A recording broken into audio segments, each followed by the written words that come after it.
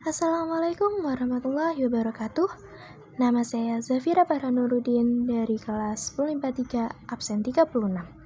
Saya akan mempresentasikan PPT tentang perjuangan Nabi Muhammad SAW di Mekah.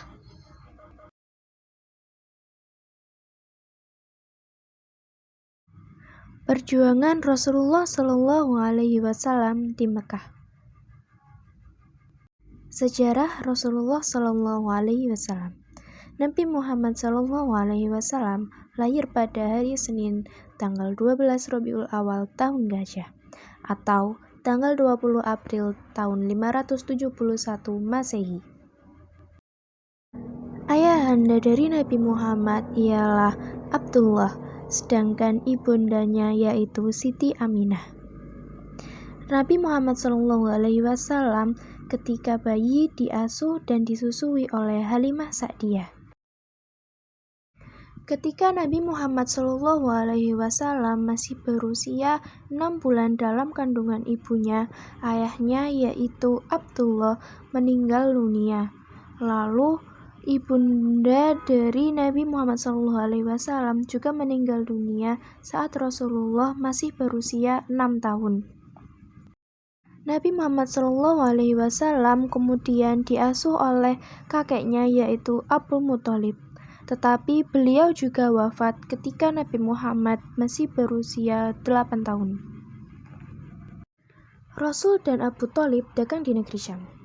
Setelah kakeknya yaitu Abu Muthalib wafat, Rasulullah kemudian diasuh oleh Abu Thalib, yaitu pamannya, dan diajaknya untuk berdagang di negeri Syam.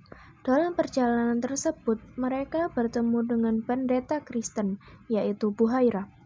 Buhairah mengatakan bahwa melihat tanda kenabian dalam diri Rasulullah, lalu menasehati Rasulullah agar jangan terlalu jauh untuk memasuki Syria, karena khawatir orang-orang Yahudi akan berbuat jahat kepadanya. Selain berdagang, Rasulullah juga bekerja sama dagang dengan Khadijah. Khadijah memberi Rasul modal untuk dagangannya. Karena kemurahan hati yang dimiliki oleh Rasulullah, Khadijah pun tertarik dan berniat untuk menikah dengan Rasulullah.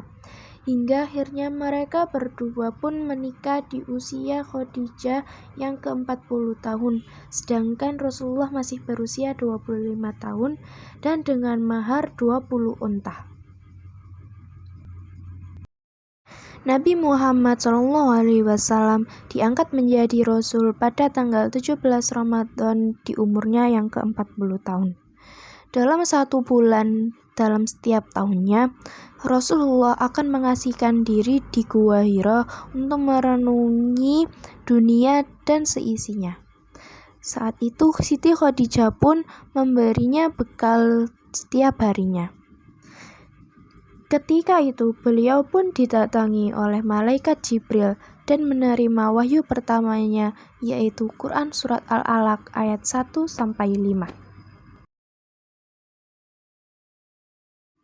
Wahyu kedua yang diterima oleh Nabi Muhammad SAW yaitu Quran Surat Al-Mudatsir ayat 1-7. Diterangkan dalam ayat tersebut bahwa Rasulullah mulai berdakwah, tetapi secara sembunyi-sembunyi, yaitu ia berdakwah hanya mengajak orang-orang terdekatnya saja. Orang-orang pertama yang masuk Islam itu dikenal dengan nama As-Sabiqunal Awwalun, dan orang-orang tersebut ialah Siti Khadijah, Abu Bakar, Ali bin Abi Thalib, Zaid bin Harisah, dan Ummu Aiman.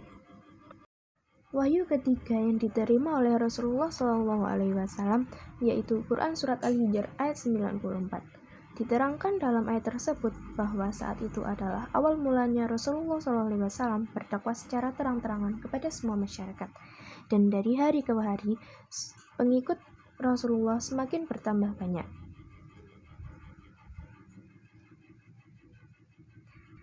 Karena pengikut Rasulullah semakin bertambah banyak, pemimpin Quraisy pun berusaha untuk menghalangi Rasulullah dengan menawarinya harta, tahta, dan juga wanita, asalkan beliau menghentikan dakwahnya.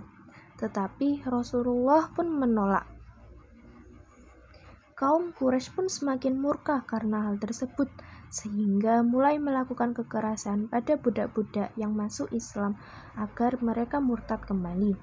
Untuk menghindari hal tersebut, Rasulullah pun meminta kaum muslimin untuk segera hijrah ke Habasyah. Rombongan pertama hijrah ke Habasyah dipimpin oleh Utsman bin Affan dengan 15 orang pengikut kaum muslimin. Lalu, rombongan kedua dipimpin oleh Ja'far bin Abi Thalib dengan 81 orang pengikut kaum muslimin. Peristiwa tahun duka cita. Dalam suatu tahun, Rasulullah dihadapkan oleh 3 peristiwa menyedihkan, yaitu yang pertama, Abu Thalib yaitu pamannya meninggal dunia di usianya yang ke-87 tahun. Lalu 3 hari setelahnya, Siti Khadijah istrinya meninggal dunia juga pada usianya yang ke-65 tahun. Dan peristiwa yang ketiga, yaitu Rasulullah diejek, disorai, dan dilempari batu ketika beliau berdakwah di Thaif.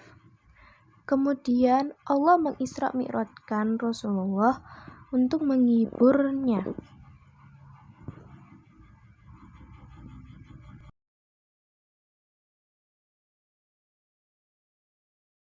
Setelah Rasulullah berisra mi'raj, kemudian muncullah perkembangan besar, yaitu penduduk Yatsrib yaitu suku Aus dan Khazraj masuk Islam dan meminta Rasul untuk pindah ke Yatsrib dengan jaminan mereka akan hidup tentram dan damai.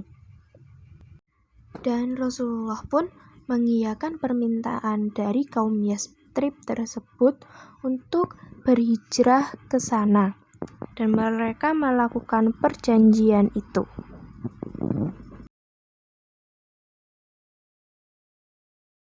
Nabi Muhammad pun menyuruh kerabatnya untuk hijrah ke Yatsrib, dan peristiwa tersebut berlangsung selama 2 bulan, sehingga kurang lebih 150 orang telah meninggalkan Mekah.